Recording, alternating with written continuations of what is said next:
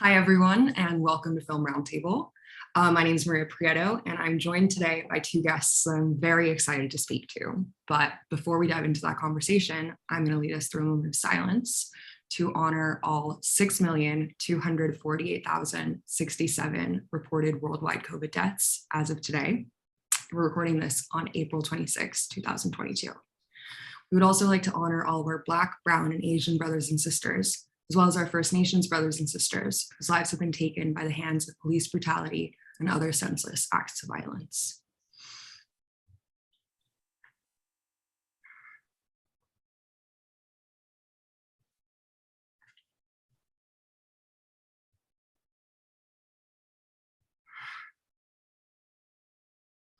Thanks everyone.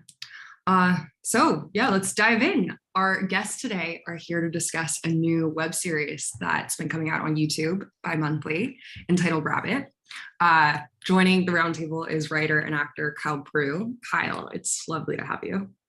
Hi, thanks for having me. And we're also joined by the director, Max Michalsky. Max, welcome to the roundtable. Hi, really happy to be here. Well, congrats, first of all. I've been tuning in every other week for each episode, and I think the series is so fun and original. I don't know, it's a fucking blast. So for those of you who are listening and they haven't checked it out, you should just pause, go on YouTube. It's very easy to watch. Episodes are short. It's a blast, but the series is about an antisocial freelance criminal who bounces around LA doing jobs that are, a little too weird, embarrassing, or dangerous for Taskrabbit. So, Kyle, would you say that's decent? That's perfectly accurate. Perfect. Well, before we chat about, the experience of bringing that to life, I'd love a little bit of, the origin story of you two and, how that all started. So Max, could you tell us a little bit about your upbringing and how that influenced you wanting to get into directing? Yeah, honestly, storytelling has been a big part of my life for really as long as I can remember. And, it's interesting. I think I think a lot of people have this perception of filmmakers in particular as people who generally get into it very young. I think a lot of people think of Spielberg making these like Super 8 movies at 9 or 10 years old or whatever it was. But I really came to film relatively late. I was in my sophomore year of college. I had enrolled as a pre-law student, and growing up, I had always kind of written short stories or wanted to do I don't know, novels, right? Like kind of fantasy, these sort of, relatively small and kind of inconsequential things. But my end of my freshman year, beginning of my sophomore year, I met Kyle through our improv comedy group at Michigan, Midnight Book Club. Shout out to them.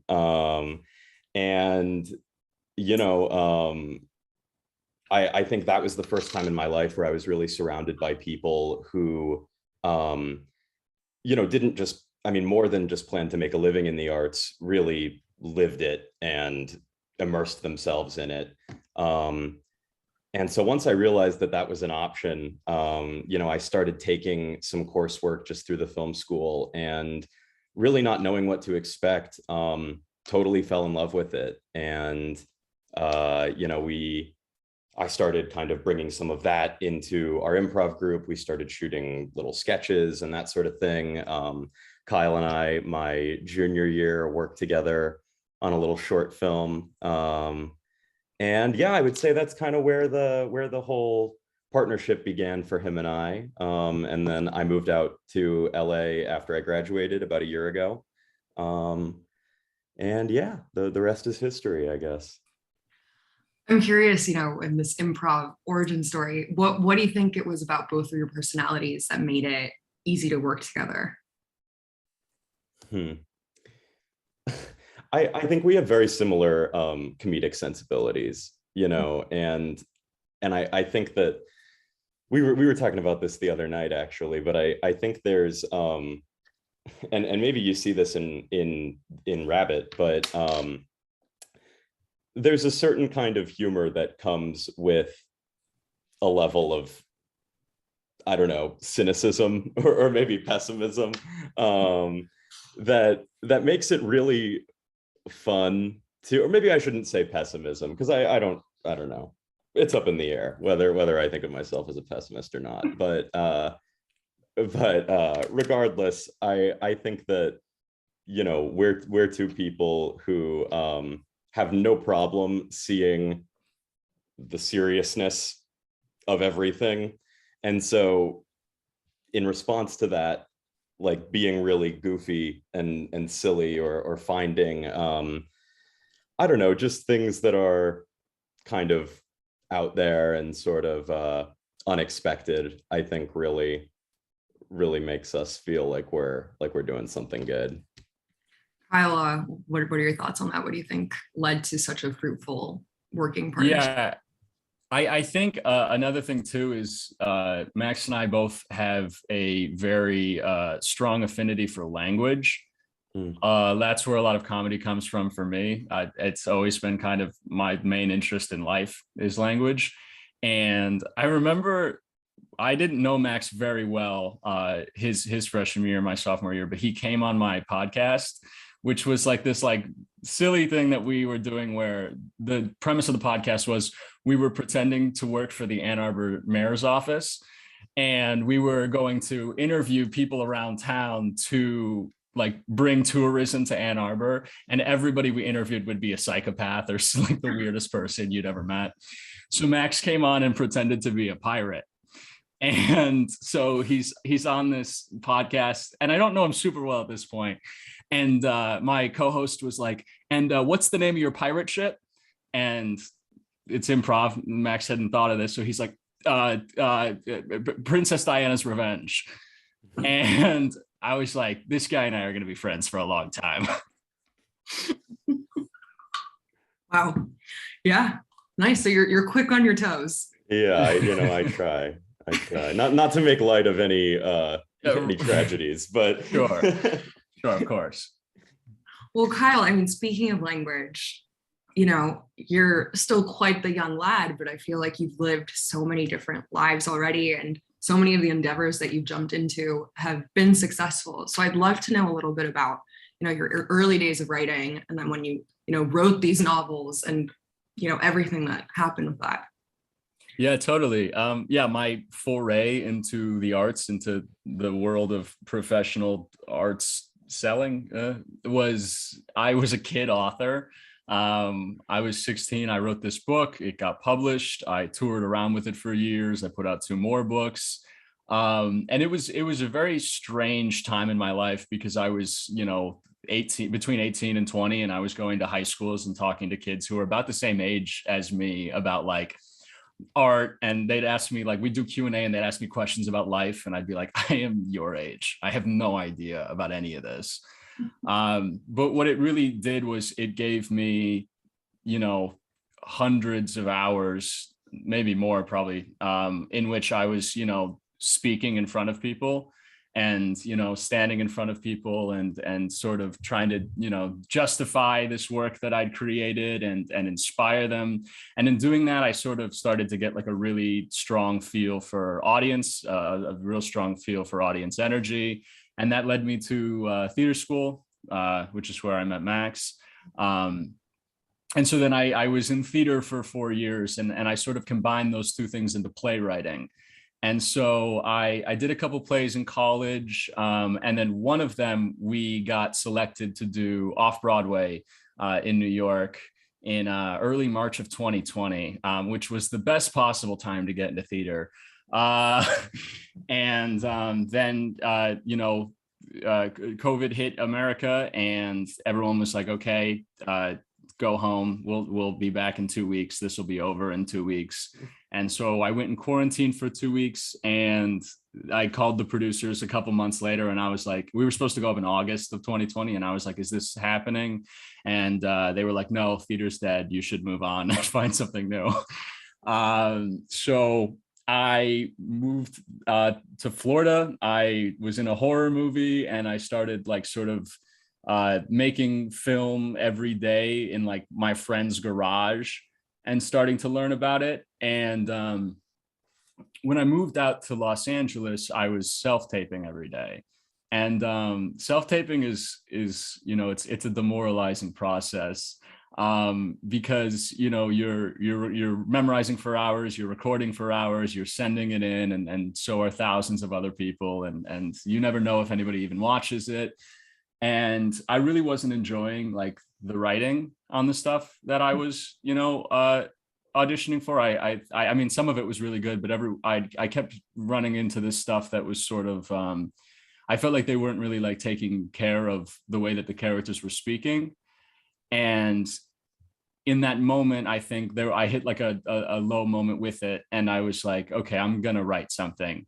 And if I have to film it on my iPhone, that'll happen, but I am going to make something. And I've always been a person who's learned by doing. That's why I wrote the books.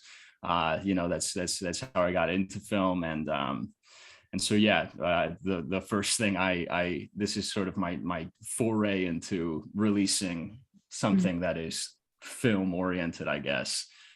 Rabbit. Well, Max, now I'm curious. So you did 2 years of pre-law before kind of finding the film program. Is that correct? About a year and change, but yeah. Would you say those experiences with pre-law courses prepared you in some way to be a director, or is it completely irrelevant? It's very helpful to be able to argue as a creative, especially as a director, when you are often asking the people whose money you're playing with to give you more of it. Being able to articulate why you need something is definitely a good skill set to have. And my mom's a lawyer, so I was kind of raised in that arena. If you could lay out your argument, you could generally kind of find a way to get your way. So kind of segueing into Rabbit and into the two of you working together, I'll throw this first one at Max.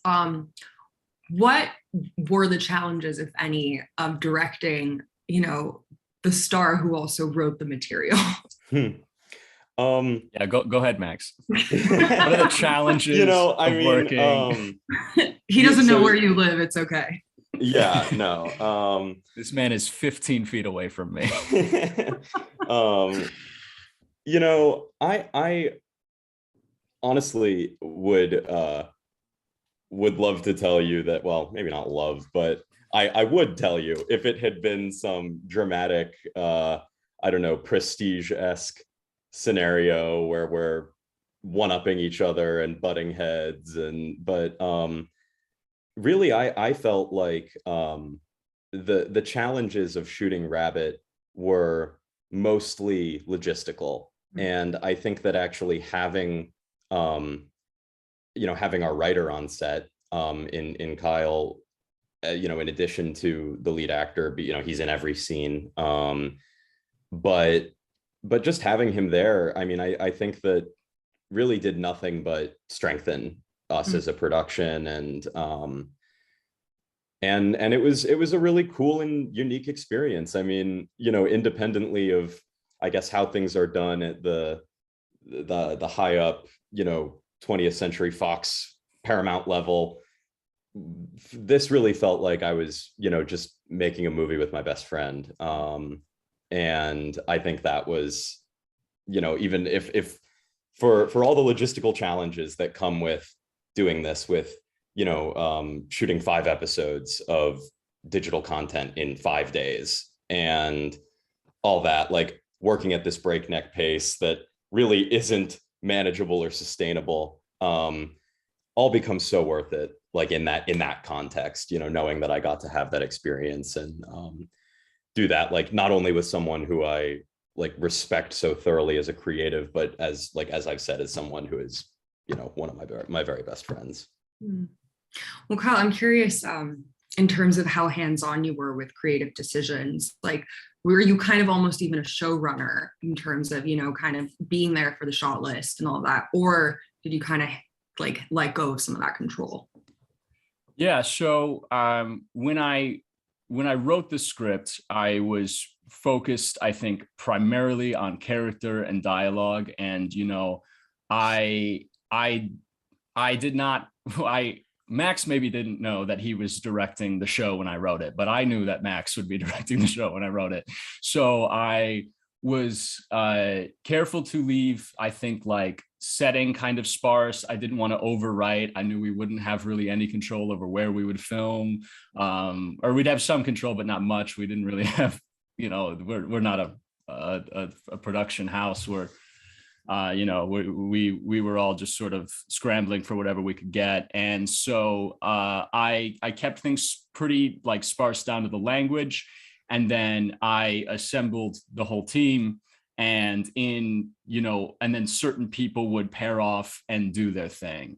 And the nice thing about having Max, which is, someone I trust to give like full creative control to, and Jake Duggar, our director of photography, who's very good at what he does, and our producers, I sort of was like of the knowledge that anything that they could bring to it would be a humongous level up.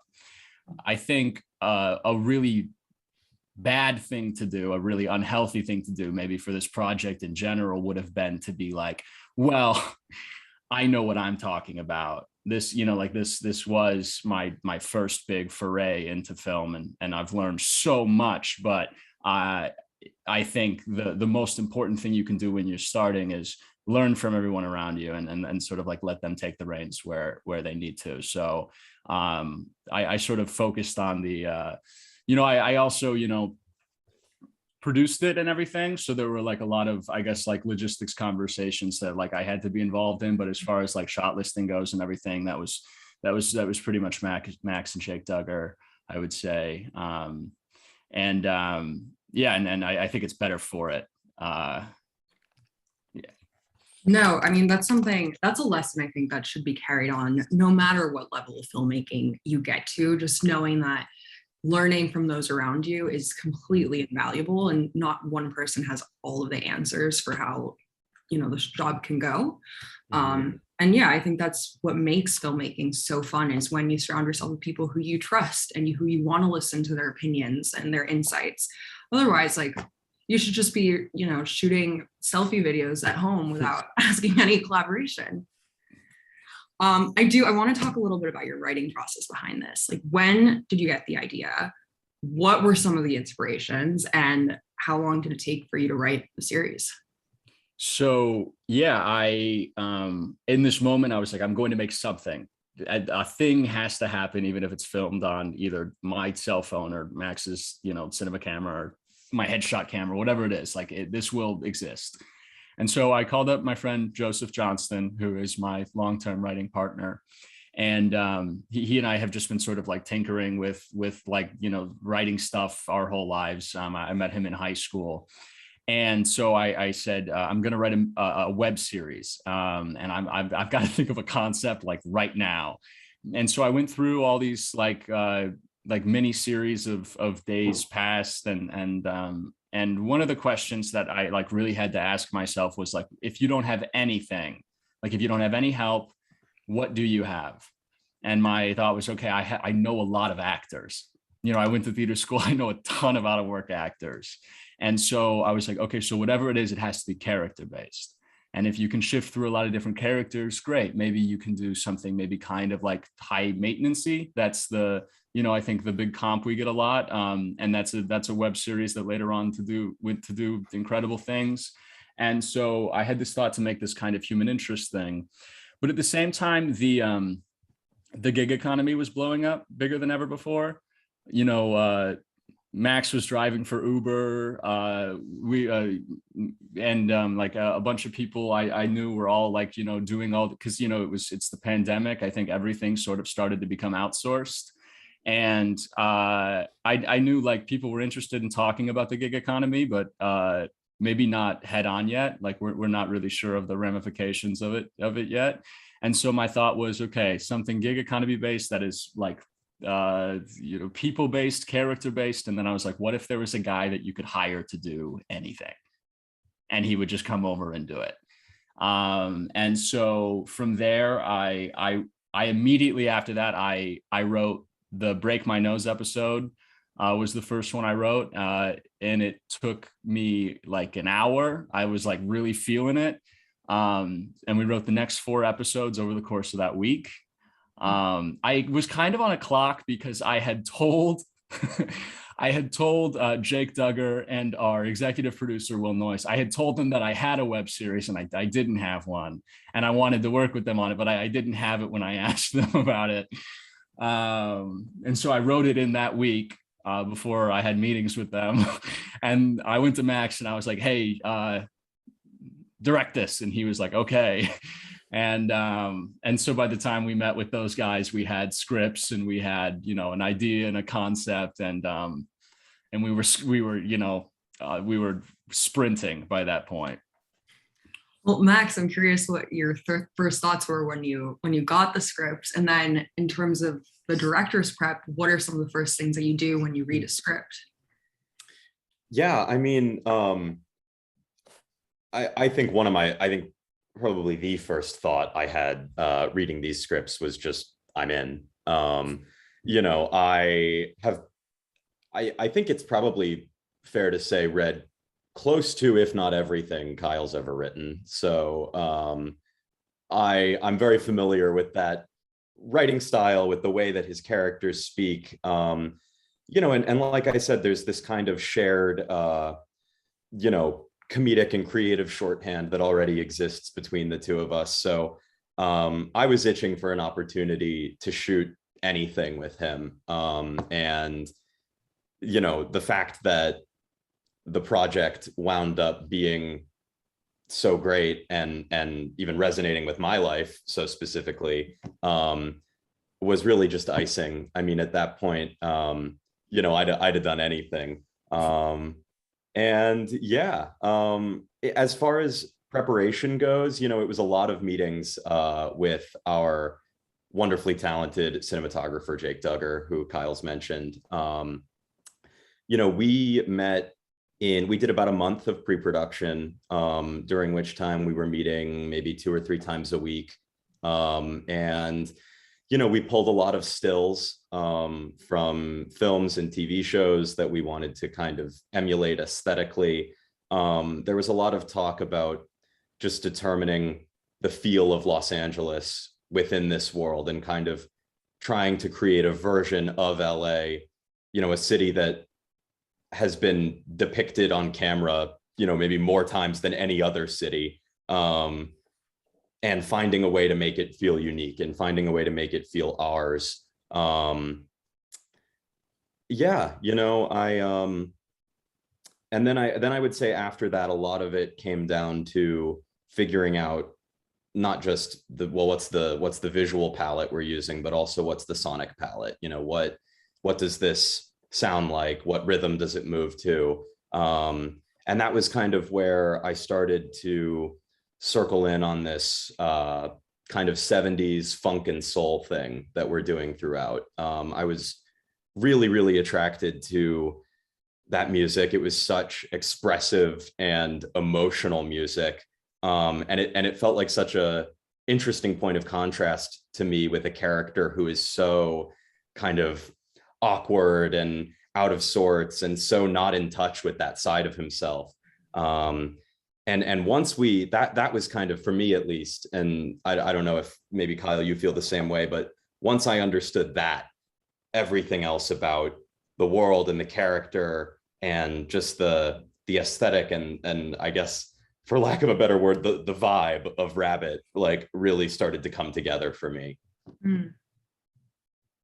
Well, yeah, touching on that, this character is someone who is a bit sociopathic, although I do have to say there are glimpses of emotion that come out of him each episode. But Kyle, I'm curious about your process in getting into that character and, the nuances of the performance. Like, is this something that each take you found a different way to explore it, or were you going into the shoot kind of already knowing how you were gonna, find the character? Yeah, I think luckily living with Max and living with Jillian Garner, who's in the show as well, it was very helpful. We had almost infinite rehearsal time.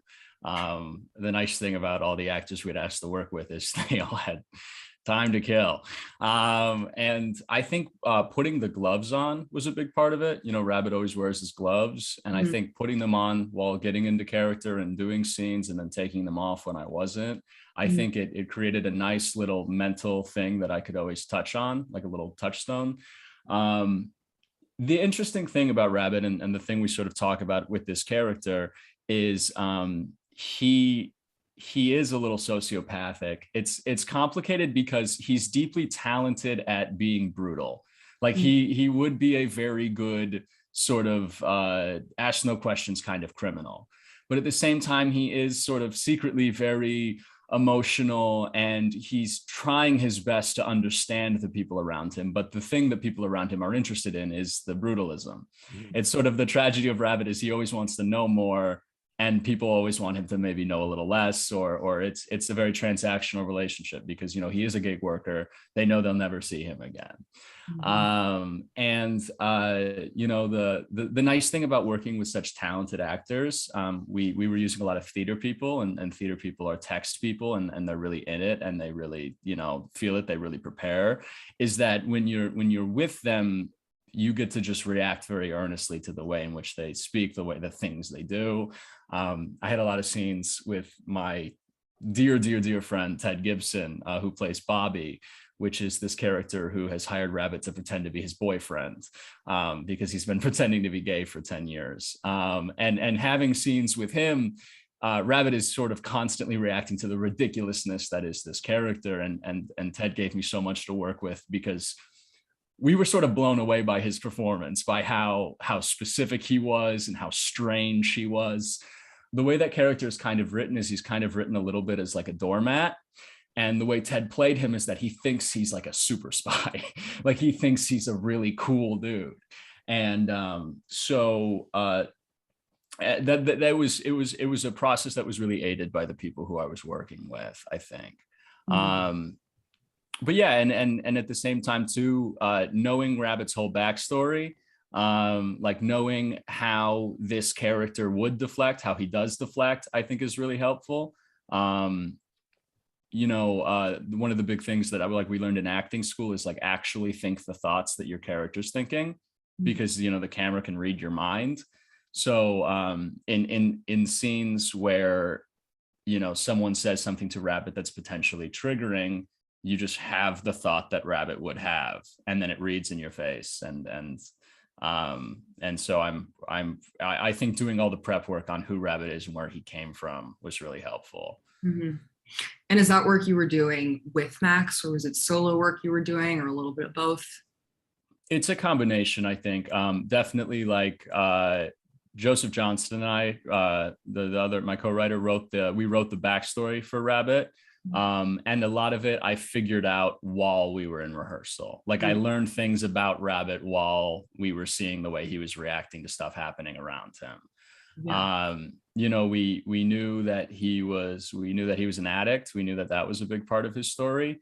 But a little other tidbits about him we picked up as, you know, time went on. And it's interesting because having recorded these 5 episodes, I feel like I know him 100 times better than I did when we started. I'm curious because something that I really enjoy doing when I'm rehearsing with actors is kind of throwing in scenes, like completely improvised scenes, you know, to get backstory for their characters, you know, how they met, a certain situation that they had to go through. I'm curious if, you know, this is something you've done in your rehearsals or what your rehearsal process is like. Max, why don't we start with you? Oh, sure. Yeah. Yeah, you know, that's really interesting. We really didn't incorporate a lot of improvisation through these rehearsals. You know, I think Kyle likes to be, you know, pretty word for word with his text. So, and I knew that, you know, going in, and I also knew that a lot of my work as a director on this project, you know, from a very early point, became clear to me that my role would be in supporting and highlighting the strengths that are already present here. And those are the writing and the, you know, these many wonderful actors who we get to work with, and we have different, you know, guest stars in every episode. And so, so yeah, to, you know, I think to that point, it was much more about, on my end, not trying to, I don't know, reinvent the wheel or lead them off on any long, you know, detours this way or another. You know, we did, I think, really pretty simple text work, just very basic, you know, analysis of just what's on the page, and then finding ways to translate that into, you know, a physical space with our blocking, and you know, and finding a way to sort of bring that to life. Yeah, I think that you know, when I'm working with actors, I think the most important thing to me is just giving simple, easily actionable notes. You know, I don't know. I'm not really interested in getting into this very like impressionistic, you know, it needs to be more dangerous. Can we make it more dangerous? You know, I would, I think, much rather, I don't know, because for me it's, you know, it's so much about getting to that end goal, right? The end goal being we have a great scene. And so every other element of, I don't know, obfuscation that can get involved in the rehearsal process, I don't know, at least for this project, wasn't of huge interest to me personally. Well, I am curious with the blocking rehearsals, because I mean, this was such a tight schedule, and you guys, you know, you had your locations for, I'm assuming, a finite amount of time. Yeah. So how long Real finite. how long Yeah. would you spend on blocking? Or, you know, did it get to a point where you're just like, screw it, like we're just gonna do that? So I would say in general, you know, we had the great fortune of being able to visit most of, if not all of, our locations before shooting. So location scouting was incredibly helpful in this regard, you know, right? Like the apartment in episode 1, the house in episode 3, the cafe in episode 2. These are all places that we were able to get some time in ahead of time. You know, if not with our actors, at least it would be, you know, myself and Kyle or Jake Duggar, or our producer Sophie Warshawski, would go to these places, and we would take photos and videos and keep them all on this Google Drive. And so then when it came time to do blocking and rehearsals, we would kind of pull up some of these photos, some of these videos, and show the actors the physical space. And we were rehearsing in our living room at that point. So we would kind of push our couches around to, you know, loosely recreate the floor plan of, you know, whatever location we were simulating. And that kind of got us close. And then on the day, you know, it was a lot of improvisation and kind of finding it as we went, you know, because of course you can prepare something in your living room, but then when you're in it, the logistical reality is always going to be a little bit different. And, you know, a lot of it is really a credit to Jake, who we just can't stop singing the praises of, but he was not only our cinematographer, he also operated the camera for every single shot that you see in this web series. And I think a lot of how great it looks and how well it's come together is a testament, you know, not just to the ability of the actors to exist within their space, but for him as well to kind of do this dance between, you know, between the talent and the camera. You know, he's really great at that, and he elevates it so much with the choices that he makes in the take, you know, that are such little things that I could never have told him to do that. It's that's where you see his instinct as a storyteller start to come through. Mm-hmm. Kyle, a few months back, you helped me workshop one of my scripts, and I remember you had this really great note, which is something that you guys did in the series, and that's to immediately introduce your characters in a way that you can get like a backstory, even like it's not said, but it's like the way that the shot's done. For example, you have it with the second episode, The Break My Nose. It opens, we introduce her with a shot of her looking at her nose and the reflection of, I think it's a pot. No, it's not a pot. It's like a kettle. Yeah, tea kettle. Yeah. So yeah, I mean, I'd love for you to touch a little on that, because I just think it's invaluable advice for any writer, director, just, creative. Totally. I think our biggest thing here is, since our characters are all we have here, we really wanted to focus on like, who are they when they're alone? And that's so we introduce Jillian Garner's character Valerie with checking out her nose in the tea kettle, because a reflection is a big thing that Max really wanted to push in Rabbit as sort of a motif, and the idea of like the way we're perceiving ourselves, and it felt like a nice bookend to this whole scene with the two of them. But like this you kind of know what you need to know about this character right away. She's seeing this distortion, and she's even looking for her reflection in the most distorted of surfaces. We had a thing that I don't know how this came about. It was either Max and I that came through rehearsal, but it's this thing that we would ask the actors, and it's very valuable, I think, which is who does your character hope they are, and who does your character deeply fear that they are? So for Rabbit hopes he's like a neighborhood hero. He's like he's going around, he's making a difference, and Rabbit, at the end of the day, he fears that he is just some like brutal thug. So it was interesting because everybody has this very different way of talking about, themselves and their character. So when we asked Ted Gibson about Bobby, we're like, who does Bobby hope he is? And he's like, he hopes he's a knight in shining armor. And we're like, who does he fear he is? And he goes, a detestable creep. And when we talked to Jill, who plays Valerie, I was like, who does your character hope she is? Who does she fear she is? Jill goes, she hopes she's beautiful, she fears she's ugly.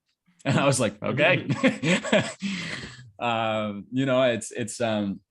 But it's helpful as a writer too, because it gives you the full spectrum of emotion to play with that character. Like, it gives you the full nuance to play with, because take like if we're gonna like use Rabbit as an example, Rabbit can feel like a neighborhood hero when he's talking sometimes, and sometimes when he's talking, he can feel like a violent criminal. And it really gives you nice places to bounce around to. And I think that's one of the things that I think our audience has like picked up on, is that these characters are all just kind of like duplicitous. Yeah. I'm curious, with with a low budget piece like this, where was it most important for you for the money to go? Like, where did you think like that's what we need to spend on? I mean, it pretty much all went to camera and locations, sound, and I mean, just paying our crew. Yeah. As well. Yeah. The crew. Our thought was, if we can't pay for anything complicated, we can really lean on the characters. We can lean on the writing, and then if it looks good, if the camera work is good and the sound is good, then people will give us a lot of room to move, I think. And that's where the majority of it went, I think. Everything else was just, I think, getting the few locations that we paid for.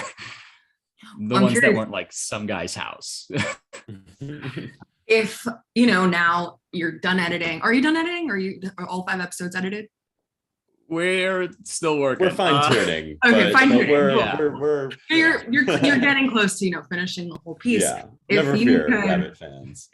If you could rewind time and do the whole experience again, what's something that you would change? Max, I'll start with you.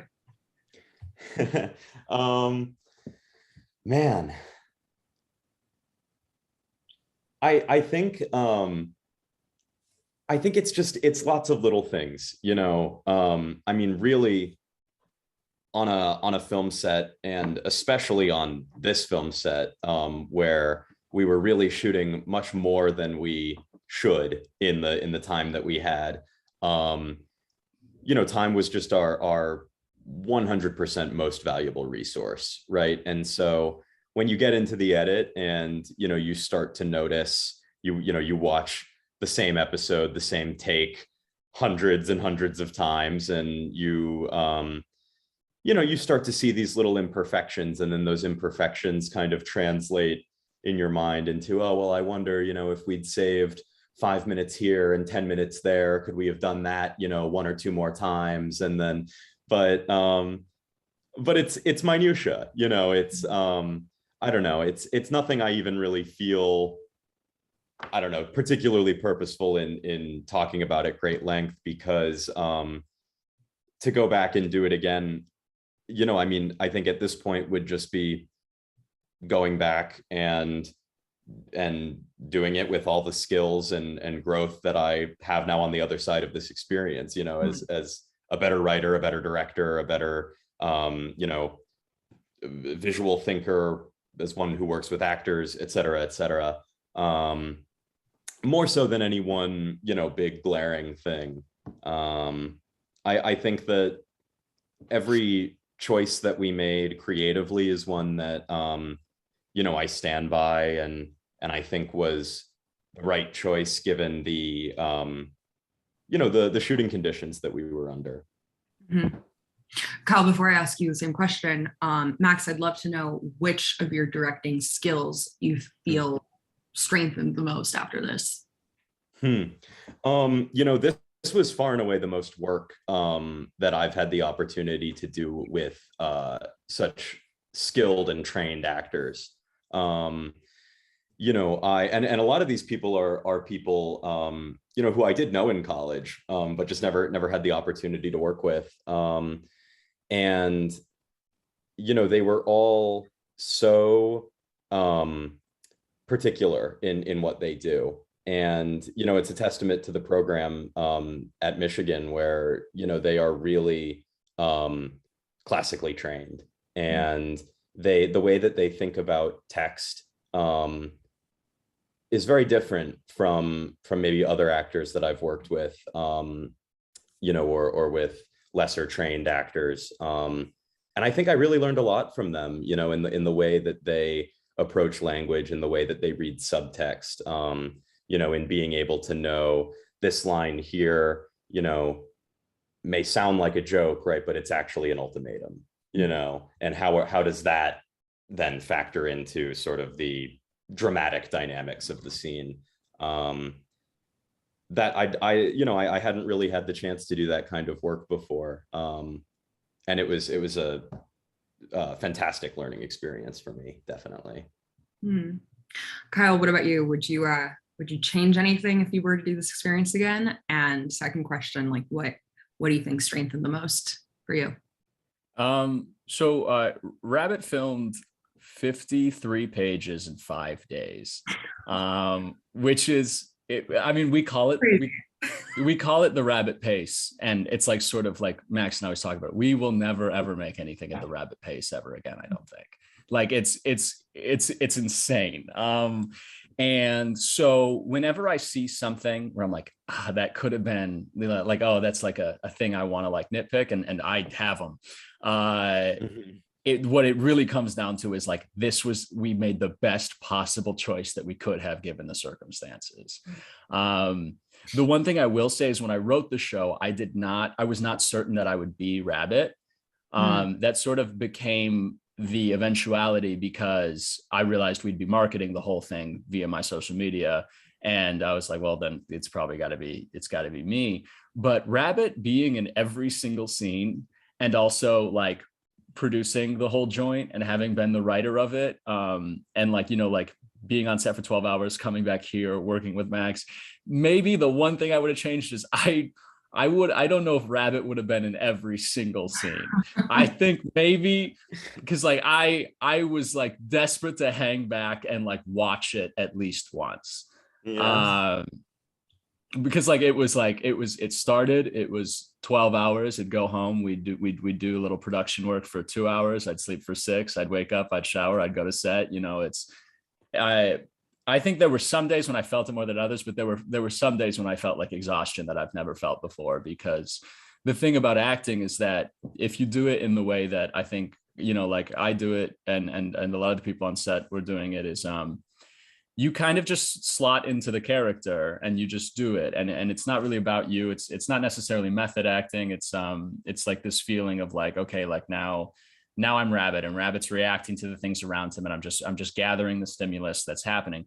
But your body doesn't know what acting is. There's no biological or evolutionary reason to act. So your body takes it as actual stimulus and actual fear and actual anger. And so when you like end a day and you're like, I'm like, oh, my Fitbit says I burned 7,000 calories today just via sheer adrenaline. You're like, wow, maybe it would have been cool if there was one scene that wasn't like that I wasn't in, Where it's like maybe Rabbit hangs out and drinks a daiquiri on the beach. Yeah.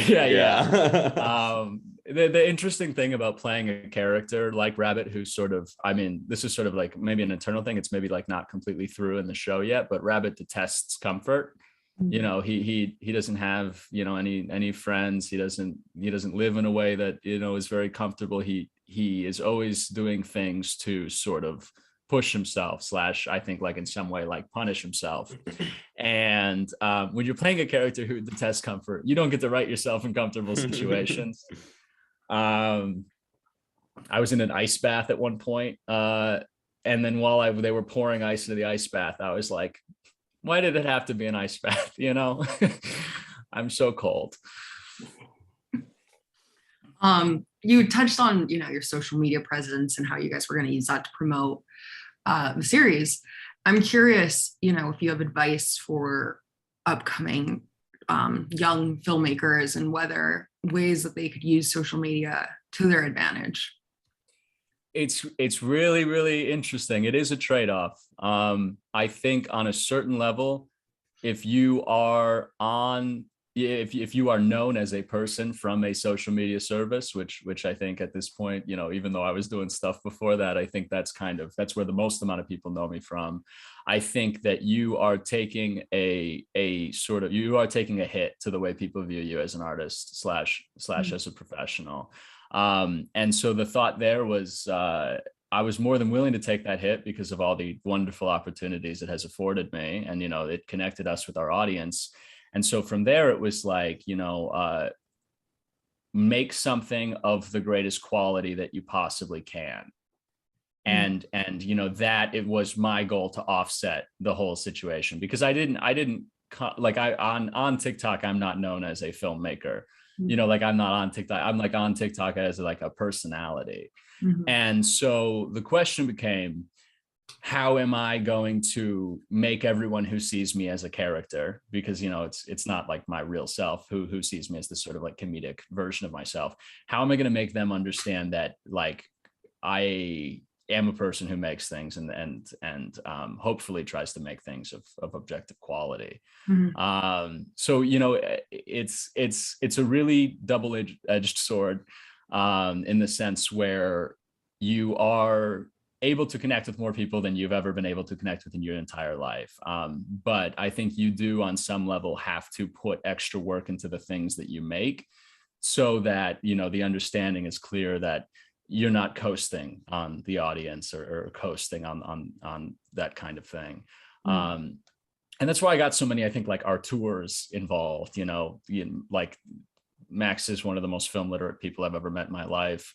Everyone on our set is so trained. It was so many pros and so many theater actors. I was looking at all times to bring up our artistic game to sort of level up in that way. And I think for a lot of people, it's very shocking who have found this series through TikTok. They're like, oh, it's not what they're expecting.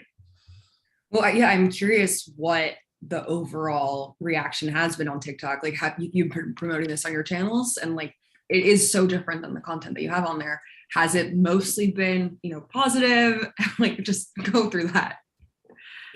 I will say it's been like bizarrely positive. Like I think we've had maybe, I mean, we've read most of them. I think we've had 2 hate comments. But out of all of them, like that's exceptional. That's exceptional for the internet. You know, I think what everybody can feel, and this is sort of a friend of mine used to live with this guy from Spain, and he had this rule where he wouldn't cook if he felt sad, because he would say that it would get in the food. And the thought that, and when I heard that, I internalized it, and I thought about it for years and years and years. And the way it internalized, I have applied it to my process and to my life, is that you would like to get as many people on board who truly and deeply care, because then the care is instilled into the thing you're making. You know, I picked Max also more than just for his talent, but because he had a way to make this thing his own. And we wanted everyone on the project to feel like they were like bringing up this thing together. And so I think that the thing that maybe people can sense in this, and you know, people are oftentimes commenting, they're like, whatever your team has done, I think they can feel that this is like a sort of like a child that was raised by a neighborhood. You know, that's where like the little tiny elements of quality I hope come into it. I'm curious about the process with your guys' editor. Remind me his name? Wyatt Stromer. Yes. You know, with comedy, it's so crucial to hit those beats, and that there you find so much in the edit as well. So yeah, Max, could you start and just talk a little bit about whether you guys gave him free reign to put a first cut together, or whether you were there from like the get-go looking at all the bullet footage?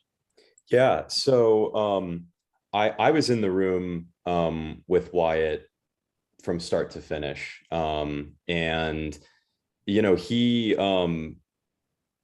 it's interesting, you know, he's kind of an unconventional editor, and he, I think, was less interested in, you know, kind of taking an unguided, you know, first swing at these episodes. He was much more interested in really working with us collaboratively. And, you know, Wyatt is a friend. And, you know, Kyle's known him a bit longer than I have. But certainly through this process, has become a great friend to me as well. And we just work together so well, you know, and have established this now certainly a kind of shorthand for communicating these things. And I think that is so important, as you mentioned, for comedy, especially where it is so much based on rhythm and timing. You know, I think I'm glad to have done it the way that we did. You know, I mean, we edited even like in our living room often, just like at our kitchen table. You know, all of us sitting around the screen, and it was great doing it that way. You know, in the past, I am accustomed to typically editing my own projects, which is a long and frustrating and lonely process where you don't get any sunlight. And this just couldn't have been more different. You know, I mean, not only working with Wyatt, but working with Kyle too. And seeing him take an interest in film editing as well, you know, and I've been teaching him what I know about that as well. So look out for Kyle Prue to be cutting your next feature film, but yeah, you know. Yeah, it's interesting too. The first time that Wyatt came over to edit, it was not in the scope of he's going to be our editor. He was a friend who was coming over to cut some of the footage just so we could look at it, because we were still trying to find an editor. Yeah. And you know, he came over and we sat down and he started, you know, working on it a little bit. And I noticed something about when he was editing is he was tapping his fingers while cutting stuff. And I was like, what's the deal with that? And he's like, I'm a drummer, or was a drummer. And he's hearing little, very much tiny, still is. yeah. Hearing moments in the work and like taking care of the rhythm in that way. Wow. And, you know, I write everything based on rhythm. That's always been my way. I like people talk until the moment in which people don't. Like that's always I never write silence into a scene if I really don't have to. And knowing that about Wyatt, his affinity for rhythm, and you know, like knowing Max as a person with such like formal music training as well, I was like, this is all we need, you know, like that this is the gang we need. Everyone will understand the way the thing needs to sound. Mm-hmm. And it's a fantastic you know, added skill set that he has, just being able to hear the beats and everything, follow, you know, even in the trailer, he's cutting certain words to the bass line and then moving into like the larger percussion beats in the song. It's really fantastic and really cool to watch. Wow. I mean, it sounds like you guys really just brought such a family together on this. And that's why, you know, when you watch it on screen, sure, even though it's a dark comedy and he's put in these situations that are pretty grim, there's a lot of love that comes out of the screen. And I think it's just because, you know, even though you guys were on a very tight schedule, and I'm sure, you know, there were fires to put out every single day, as there are with every single shoot, you guys were having so much fun together. And that's very evident in what's put on the screen. Well, it's funny too, you know, my thought about it recently has been like, it's turned out so well. It's turned out better than I ever could have dreamed back when I was thinking about filming it on my phone if I had to. But there was a moment where we were talking about it and I was like, I can't believe I get to watch this in like 20 years. Because it'll be like a yearbook, because like all my friends are in it, you know, like, you know, all my roommates are in it. Sarah's in it, you know, all my friends from college, you know, it's just, it's remarkable. It like really is like almost like for me, it's almost a little bit of a scrapbook, you know, like these are all the people who I've like known and worked with in the beginning of it all, you know? Yeah. Before we move into a lightning round with you guys, I'd love to know, you know, what comes from this? What do you guys hope? Is there a Rabbit season 2? Are you guys going out and pitching it? Are you not allowed to talk about it?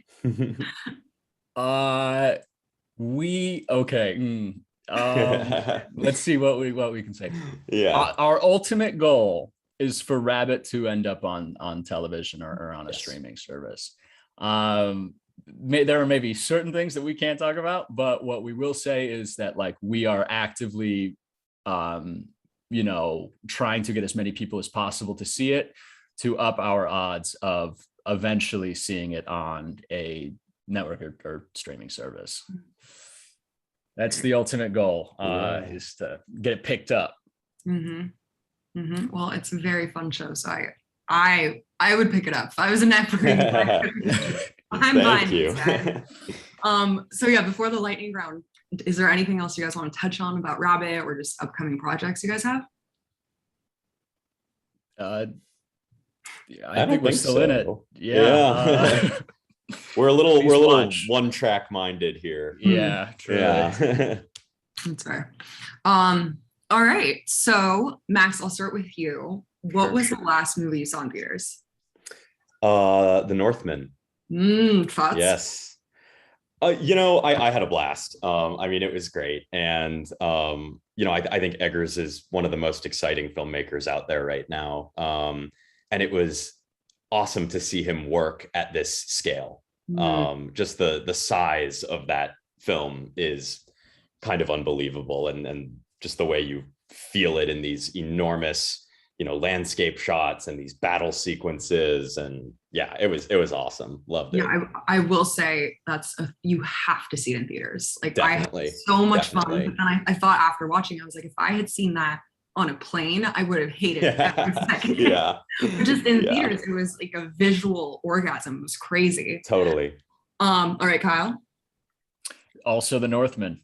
Did you guys go together? He was there. Yeah. Oh, cute. Ditto on all that. Okay, Kyle, worst movie to watch on a first date? Oh my God. Worst movie to watch on I'm trying to think of something that isn't just like objectively like horrible. Maybe like Seven. I don't know, like something incredibly like dark. Max, what's the worst movie to watch on a first date? I was gonna say Phantom Thread, but depending on what you're looking for, that could be exactly the movie to watch on a first date. So who's to say? My thought is something like uber romantic, like maybe even would be good for a first date. I once went over to a girl's house and we watched I don't even remember what, I think it was like some surrealist, violent, brutal French film where people were getting like cut open. And I was like, oh. Was this your choice or hers? Hers, yeah. Okay. That's why I don't remember the name of it. Okay, Max, what's an iconic movie that you're embarrassed to say you haven't seen? All right, I'm just gonna go right for it on this one and like really out myself. I have not seen 2001: A Space Odyssey. Yeah, they're gonna kill you for that one. I know. They're gonna stick my head on a pike by the Hollywood sign. Okay. Don't feel that bad. I had to watch from the film class and I fell asleep. So yeah, it happens. See, I'm a Barry Lyndon diehard is the thing. Yeah. So it's like maybe if I really am gonna round out my Kubrick knowledge, or if it's the only Kubrick one you haven't seen, you really should sit down right now and watch it. Yeah. Kyle, what about you? I haven't seen The Godfather Part 2. That's what I was gonna say. Oh my God. I've seen Part 1. Okay, we'll have to do a screening. Right, yes, we have to. Okay, Max, your favorite movie theater snack? Ooh, I mean, popcorn's a classic and you can't go wrong there. I would say for a personal touch, some Reese's Pieces. Yeah, can never go wrong. Reese's Pieces in popcorn. That's bold. I haven't tried that. I'll have to conduct some experiments and get back to you. Kyle, it's a single beer. Whenever I go to my favorite thing maybe in the whole world is going to a movie at the Place Firehouse and having a single beer, because it's like it's not a thing for whatever reason when I was a kid I realized was possible. Like I'm an adult watching a movie. I'm having a beer. Okay, last question, Kyle, to you first. Who is someone whose career you really admire? Bill Hader. Great. Bill Hader is, I think, my ultimate hero. I also Armando Iannucci, I think, writes like nobody else on the planet. Yeah. Max? I have such a deep respect for Wes Anderson and the work that he does, just in creating these films that feel so uniquely of themselves. Each one is I don't know, almost like a little antique curio, like sitting on a shelf. There's like a feeling of like physicalness to them. Like they're like each one is kind of a differently styled object, all sitting together in this big cabinet. And I just love, how each one is kind of an invitation to step into this, each world kind of slightly different from the last. And I have just always connected, I think, with his thematic scope of interest, especially with his focus on untraditional family structures, is certainly something I've been able to relate to and get a lot out of his films in my own life. And then I would say David Lynch is another one whose imagination just floors me, and whose work I think about almost every day. Well, you were only supposed to pick one, so you broke two. Well, he picked two, so that's true. That's true. Kyle, you started this. He was following me into the trenches. Exactly. On that one. It was an act of solidarity. Right, exactly. Yeah, he was like Wes Anderson, and if I have to get David Lynch, maybe. Guess I'll give him some credit. All right, well, you guys, this was so fun. And for everyone listening, seriously, if you didn't pause earlier and you still haven't watched Rabbit, I really hope that you watch it immediately as you finish listening to this. Thanks to both of you for sharing some time with us today, some insights about this. And thanks for everyone listening and for your continued support for this platform. You can subscribe to us on YouTube, follow us on Instagram, keep up to date with all of our future roundtables. And we'll see you guys soon. Bye.